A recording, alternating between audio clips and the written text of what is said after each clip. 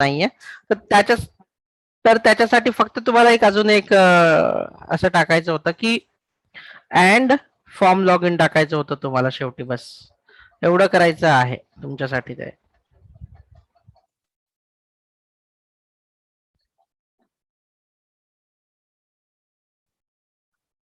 हा वाला शेवटी एवढं जरी तुम्ही टाकलं तर तुम्हाला नेहमी फॉर्म लॉग इनचा येणार. आता आज जो पार्ट आहे, तुम्ही जर का बघितला असेल की आपण याच्यावर जो काही वर्क करत आहोत, मी याला हे इथे बंद करतो या कमेंटला अँड लेट्स सी. तर अगोदरच्या याच्यामध्ये आपण ऍप्लिकेशन मध्येच दोन्ही गोष्टी केलेल्या आहेत, म्हणजे आपले युजर जे आहेत ते सुद्धा इथे घेतलेले आहेत. आणि कोणत्या URL ला, म्हणजे होम या URL ला परमिट ऑल करायचंय की कुणी ऍक्सेस करायचं, ते जे आहे ते आपण डिस्कस केलेलं होतं. परमिट ऑल म्हणजे या होम पेजला ऑल युजर म्हणजे ऑल टाईपचे जे काही रोल्स आहेत ते सगळे ऍक्सेस करतील. हॅज ऑथॉरिटी म्हणजे काय, की या URL ला फक्त ऍडमिनच ऍक्सेस करेल हॅज ऑथॉरिटी मध्ये. देन आपण नेक्स्ट पाहिलं होतं तसंच मॅनेजर पेज साठी फक्त मॅनेजर ऍक्सेस करणार होता.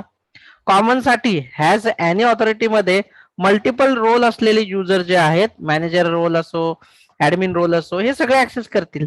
हे आपण काल म्हणजे जे काही लास्ट सेशन होतं त्याच्यामध्ये बघितलेलं आहे. पण आता काय हे खरंच युजर नेम पासवर्ड आणि त्याचे रोल्स जे आहेत ते ऍप्लिकेशन मध्ये स्टोअर करणं फिजिबल आहे का, योग्य आहे का? आता जर का उद्या चालून जर तुमच्या ऍप्लिकेशन युजर मॅनेजमेंटचं तुम्ही ऍप्लिकेशन बनवलेलं आहे, आता असे कितीतरी युजर जे आहेत ते लॉग इन होणार, साइन अप करणार.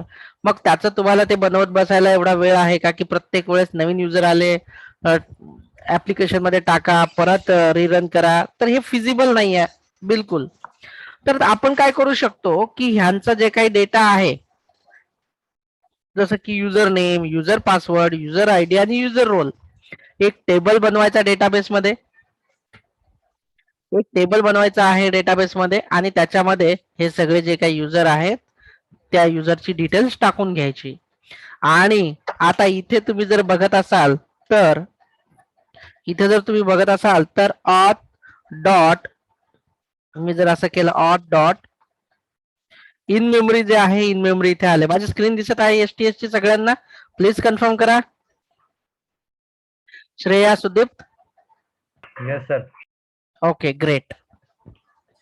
बघा, मग इथे तुम्हाला ना इन मेमरीचा ऑप्शन दिसतोय, पण मला आता इन मेमरी मध्ये माझं युजर नेम पासवर्ड स्टोअर नाही करायचे आहेत. मला करायचं आहे डेटाबेस मध्ये, म्हणजे टेबल मध्ये. मी एक डेटाबेस जो आहे, मी इथे माझा H2 डेटाबेस वापरलेला आहे. तुम्ही MySQL वापरा, PostgreSQL वापरा, तुमच्याकडे जो असेल तो वापरावा लागेल. तुम्हाला हे पण माहिती आहे की डेटाबेस कनेक्टिव्हिटी करण्यासाठी ऍप्लिकेशन डॉट प्रॉपर्टीज फाईल मध्ये त्या डेटाबेसच्या सगळ्या गोष्टी कराव्या लागतील. आणि इथे JDBC ऑथेंटिकेशन मध्ये तुम्हाला काही गोष्टी टाकायच्या आहेत. पहिलं टाकायचं आहे डेटा सोर्स, त्याच्यानंतर दुसरं टाकायचं आहे युजर. इथे डेटा सोर्स नाहीये, ठीक आहे, सध्या मी नल टाकतो. ठीक आहे, बरं इथे हार्ड कोडेड नाहीये. मी डेटा सोर्स कसा घ्यायचा आहे ते पण काय मोठी गोष्ट नाहीये, तो पण मी तुम्हाला घेऊन दाखवतो डेटा सोर्स कसा घेतात ते. इथे यायचं, प्रायव्हेट डेटा सोर्स हा जो आहे JPA मध्ये ऑलरेडी तुमच्या अवेलेबल असायला पाहिजे. SQL चा डेटा सोर्स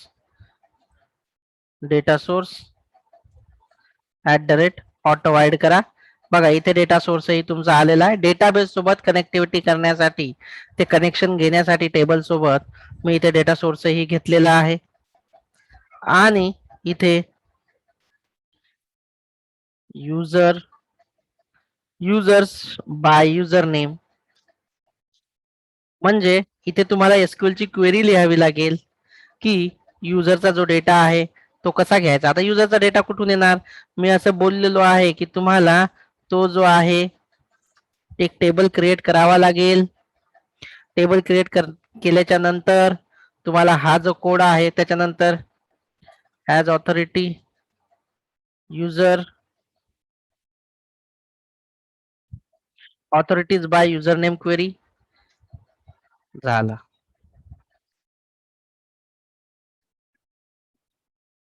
तुम्हाला हे करायची गरज नाही. तुम्हाला सर्व डेटा जो आहे डेटाबेस कनेक्शन होईल, युजर नेमची क्वेरी मिळेल. झालं, हे आहे JDBC च.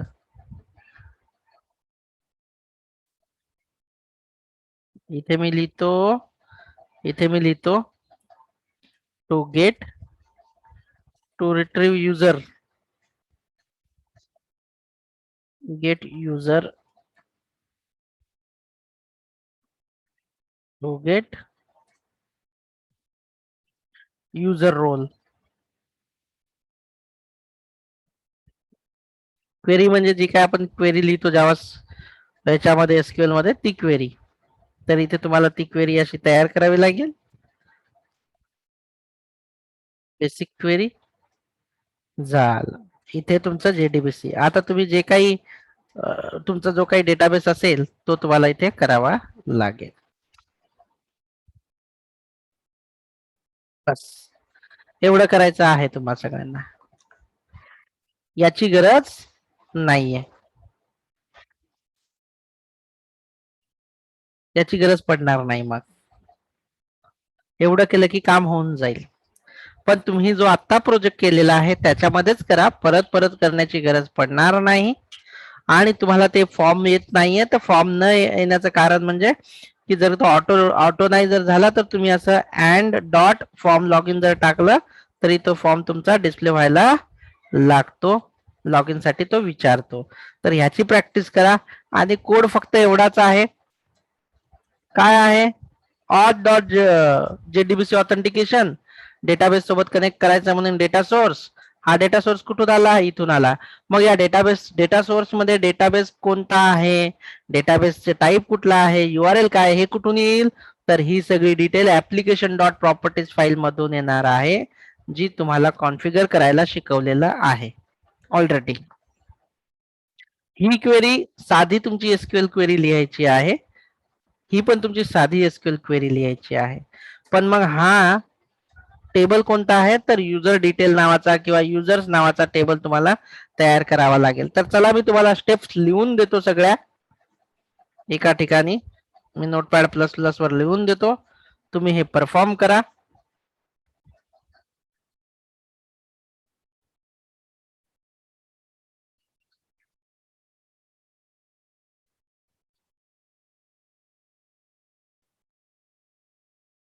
हं.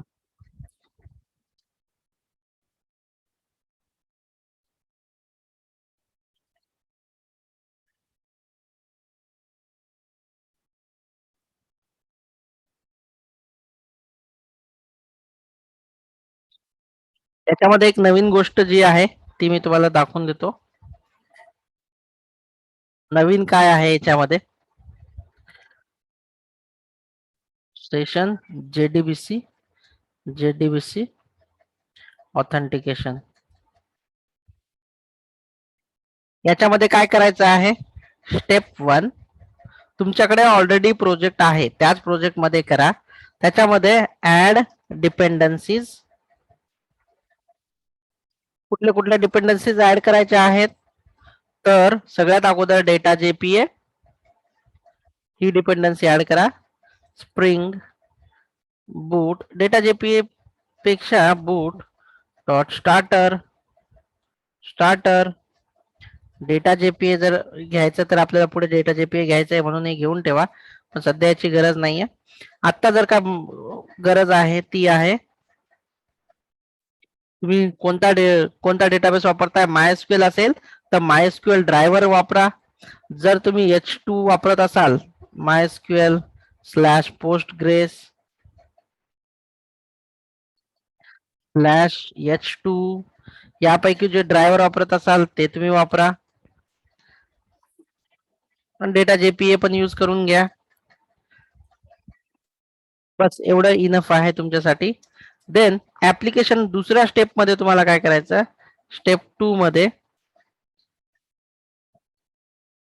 ऍप्लिकेशन डॉट प्रॉपर्टीज फाईल मध्ये तुम्हाला त्या सर्व प्रॉपर्टीज टाकाव्या लागतील डेटा सोर्सच्या. Data source properties, data source मध्ये प्रॉपर्टीज कोणत्या कोणत्या येतात? तर परत मी एकदा तुम्हाला समजावून सांगतो की डेटा सोर्स मध्ये येणाऱ्या ज्या प्रॉपर्टीज आहेत, नोटपॅडची फाईल दिसत आहे माझी स्क्रीन. Yes sir. तर spring dot data source dot user name equal to आपल्या डेटाबेसचा युजर नेम जो काय असेल तो इथे सुदीप देतो. देन पासवर्ड, पासवर्ड जो काही पासवर्ड असेल तो डीडीएल ऑटो ट्रू, हे सर्व तुम्हाला शिकवलेलं आहे. तर हे तिथले दुसऱ्या स्टेप मध्ये हे तुम्हाला टाकायचं आहे.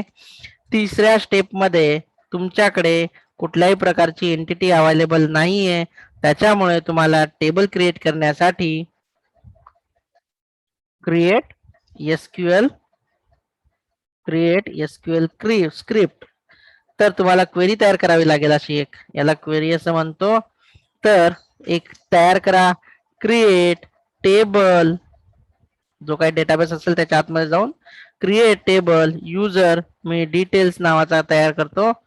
त्याच्यामध्ये किती कॉलम पाहिजे, तर मोस्टली आपल्याला काय काय पाहिजे त्याच्यामध्ये, तर आपल्याला समजा आयडी तर युनिक ठेवण्यासाठी आपण घेतो इथे ID, integer, then user name, युजरचं जे नाव आहे युजर अंडरस्कोर नेम, कॅर किती पाहिजे त्याची साईज हे तुमच्यावर आहे.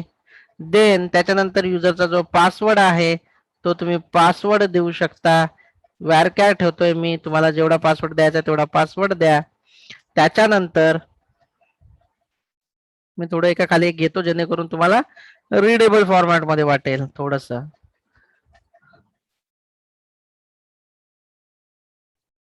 पासवर्ड आणि महत्वाचा म्हणजे युजर रोल, आपल्याला हा युजरचा रोल पाहिजे. युजर रोल काय व्यारचार असेल,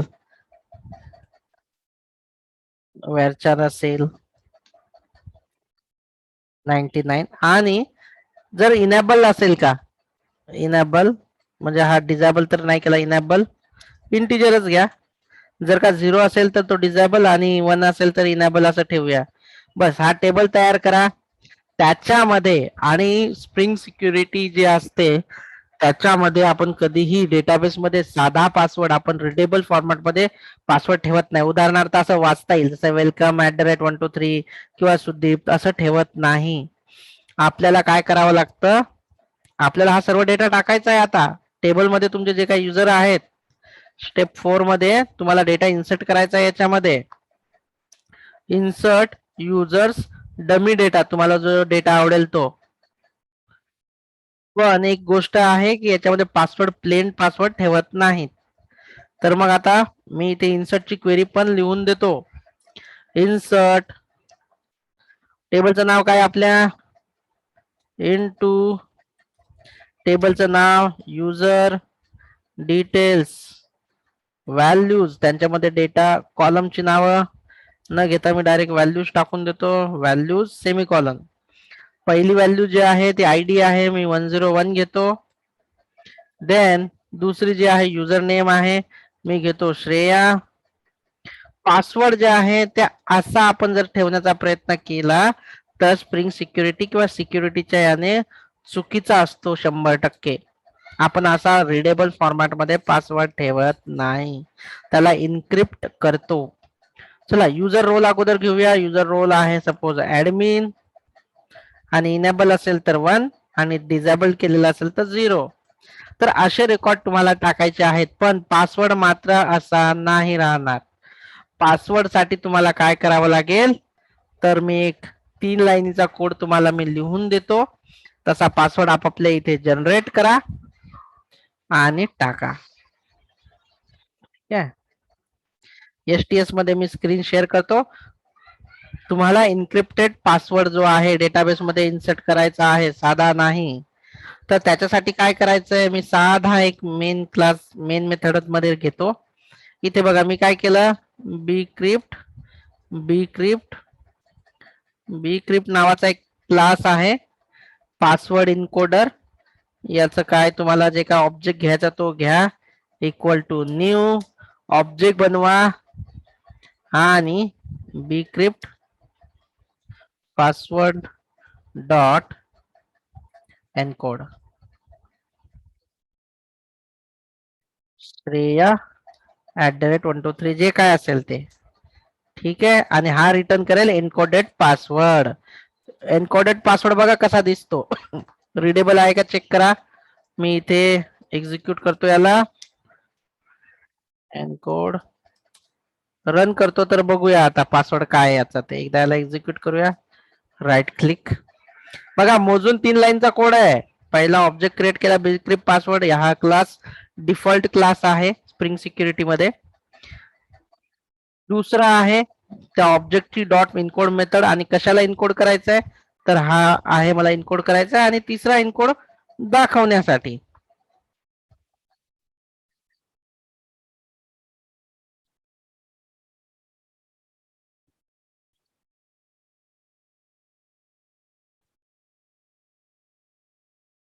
ओके तर बघा तुमचा पासवर्ड काय आहे. हा श्रेयासाठी पासवर्ड आलेला आहे. श्रेया @123 चेक करा. तर हा पासवर्ड तुम्हाला वाचता येतोय का सुदीप. No sir. असे आपले पासवर्ड इनकोड करून टाकलेले असतात डेटाबेस मध्ये. डायरेक्टली टाकलं तर कुणालाही रीड करता येत असतं. मग तुम्हाला इथे जेव्हा इथे पासवर्ड विचारलेला आहे त्याच्याऐवजी तुमच्याला ज्याला जे ठेवायचंय तो हा टाकायचा. हा झाला पहिला युजर. तुम्हाला असे डमी युजर ऍटलिस्ट 3 तरी करा. एकाचा रोल ऍडमिन, एकाचा रोल युजर, एकाचा रोल एम्प्लॉई मॅनेजर, असे वेगवेगळ्या याचे करून घ्या.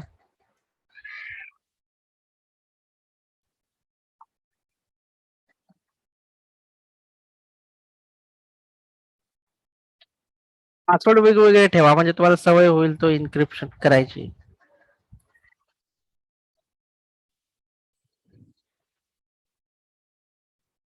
ठीक आहे. आणि याला आपण पाहिलेलं आहे स्टेप 5 मध्ये याला युजरनेम पासवर्ड पाहिजे. ऑथेंटिकेट मेथड मध्ये युजरनेम आणि पासवर्ड द्यायचा आहे आणि तो या टेबल मधून येणार आहे. आपण आता हे ठेवलेलं आहे. Retrieve user name and password using query. तर आता ही क्वेरी पण लिहून देतो. ही बेसिक क्वेरी आहे. सिलेक्ट काय काय पाहिजेत मला. मला पाहिजेत युजरचं नाव, युजरचा password,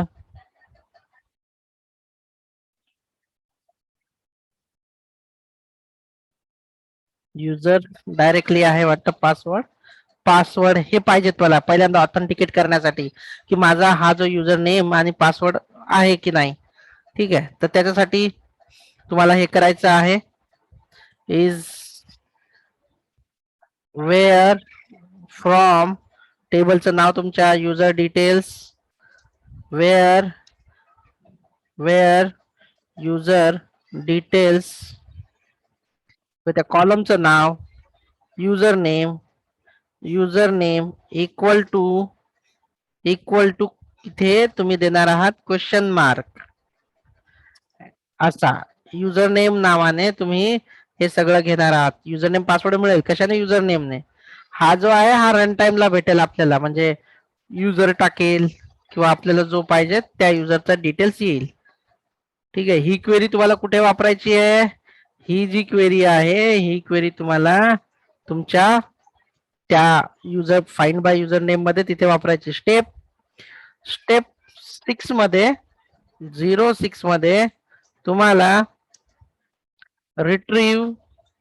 retrieve role with user name. त्याच्यासाठी काय सिलेक्ट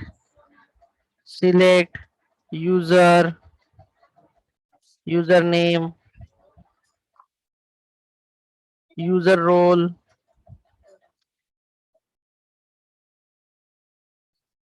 वेअर फ्रॉम आपल्या टेबलचं नाव where user name equal to असं. तर झालं हे तुमचं एवढं करून.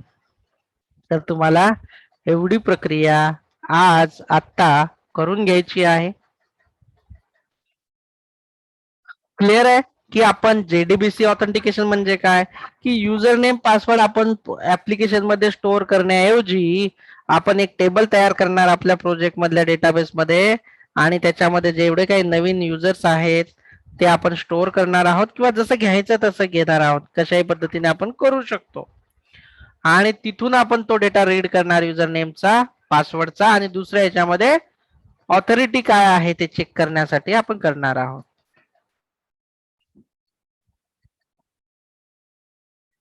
ओके. श्रेया, हे काय आपण केलंय, डिस्कस केलंय, हे क्लिअर आहे की काही डाऊट आहे? No doubts sir. Okay. Sagar, ह्या 2 क्वेऱ्या कशासाठी घेतल्या एसक्यूएलच्या क्वेरीज, ते काही कन्फ्युजन काही कळालं? ओके, कारण की ऑथरायझेशन मध्ये आपल्याला रोल पाहिजेत म्हणून ते रोल साठी घेतलंय आपण. ओके. सोनाली,